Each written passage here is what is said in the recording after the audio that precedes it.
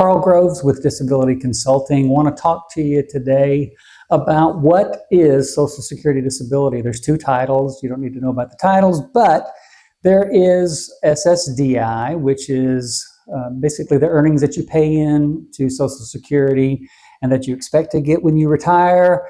That is Social Security Disability Insurance, SSDI, and you will get that based on your earnings. And there's SSI, which younger people or people who have not worked in the system or haven't paid into the system, that's the kind of benefit that they're applying for. However, the criteria for getting either benefit is the same. To be disabled, it doesn't really matter what title you're applying for. You do have to have what Social Security calls a medically determinable impairment, which is just a fancy way of saying you say you have this and the medical records show it.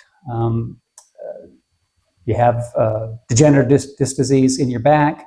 If you have depression, you have bipolar disorder, you have carpal tunnel.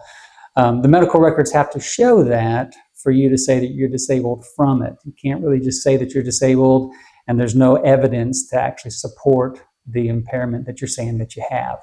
You have to be out of work or be expected to be out of work for 12 consecutive months. Some people get hung up on this and they don't apply for benefits until they've already been out for 12 months. Please, please, please don't do that.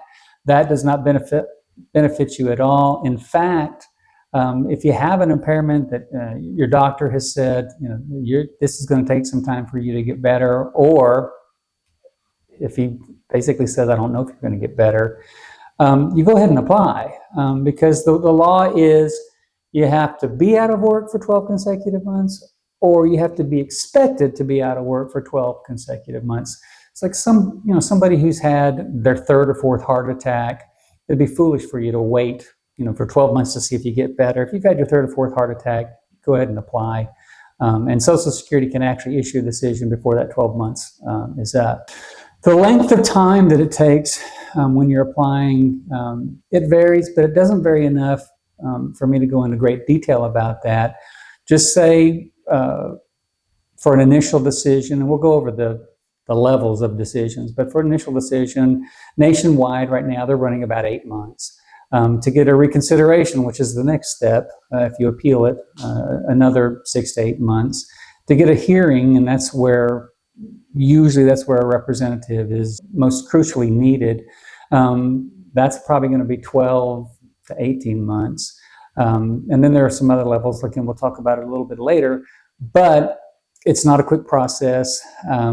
If somebody has told you that, yeah, I got approved in 2 or 3 months, they probably had a terminal disease or something very strange happened, because I've been doing this for 32 years and we just don't see decisions made in a couple of months.